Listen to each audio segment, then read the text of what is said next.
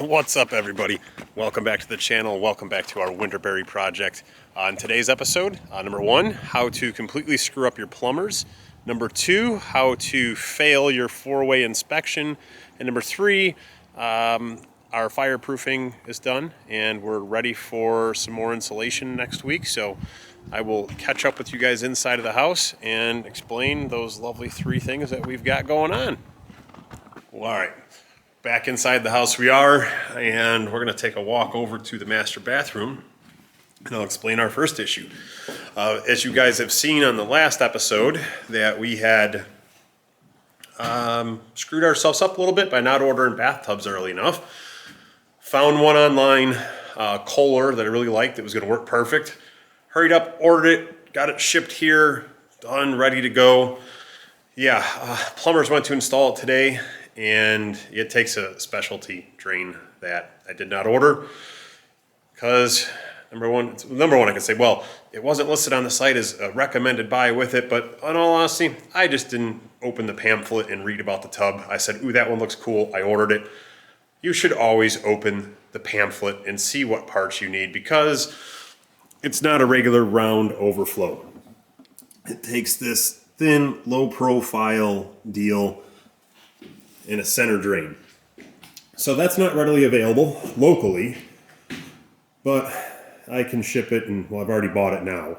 It'll be here in 3 days, so shame on me.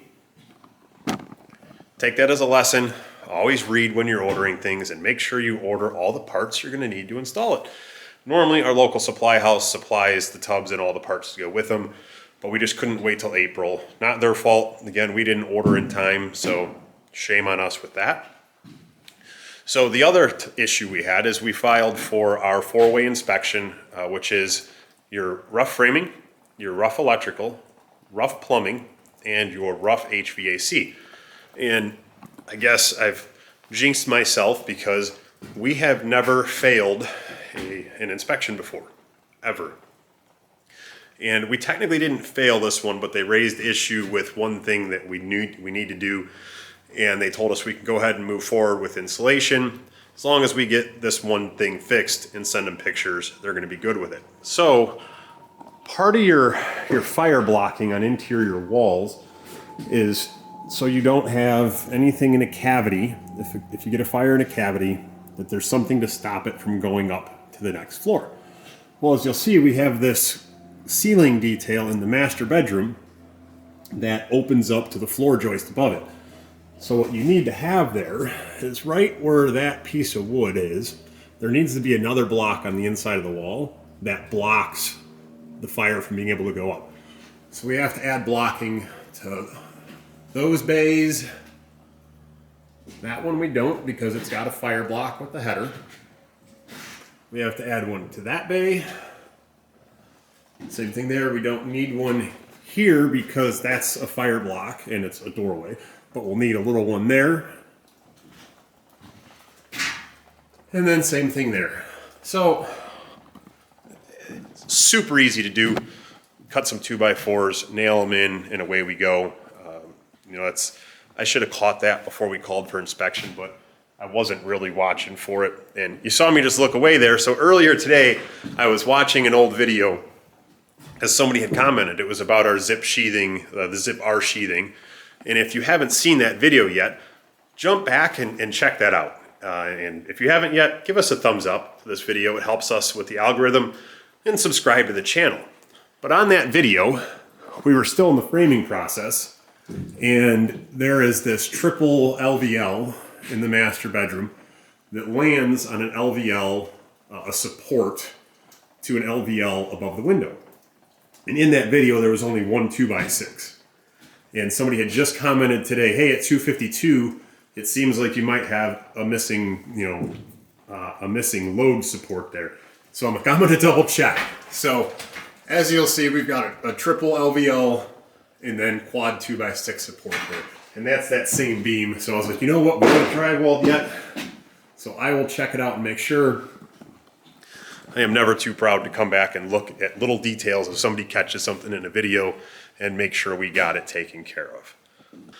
You know, speaking of fire blocking, we have done our fire foam and our fire caulk so far, which that is when you have protrusions going from one cavity to another, you've got this foam, this fire foam that goes around the holes to keep that out.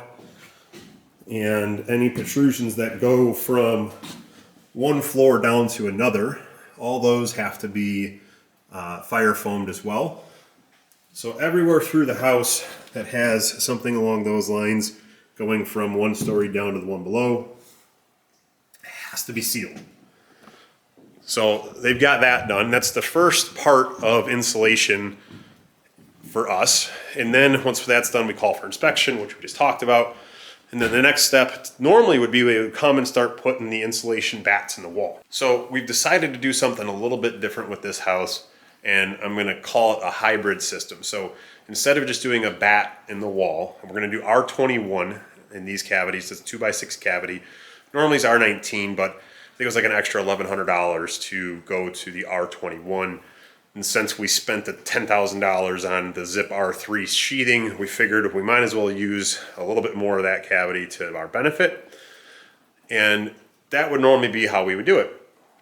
We decided to have them come through and do closed foam in all of the corners on the outside of the house. So in all of these, like inside of here is an exterior corner, we're gonna foam all of those in the entire house. Like that corner there. And I know it's getting dark out, so it's gonna be a little sketchy seeing this. You know, that corner there, and kind of all the way. The walkout basement, the main level, and the upstairs. We're gonna do that for every single exterior corner on the house. And then we are also going to do it on the floor of our bump out in the master. So this whole wall in the master suite is all cantilevered out about 30 inches outside of the, you know, the edge of the house. It sticks out.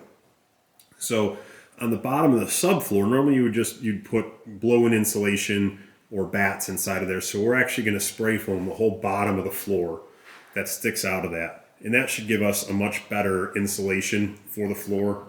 And it should reduce our risk of having a cold floor. We're also doing electric radiant heat in the master bathroom, so that's gonna help as well. But if we're bringing the equipment out to spray foam the corners, we might as well spray foam that floor. And we're actually gonna spray foam one more thing on this project, and it's another floor, which is kind of odd, I know. And I don't know how well this is gonna show up on camera because it is freaking dark over here. And it is cold. I should have more than a hoodie on. But we've got the whole spare bedroom upstairs is over the garage. So we're gonna spray foam that whole entire floor of that spare bedroom. So I think it ended up costing about $2,400, if my memory serves me right, to add spray foam to all those locations. So let me know in the comments below. Do you think it's worth spending the extra money to put spray foam in those areas and kind of do a hybrid insulation package? Or would you just stick with bats and do it like normal? So as always, we appreciate you taking the tour with us. And if you're liking these videos of building a home from start to finish, let us know and subscribe to the channel.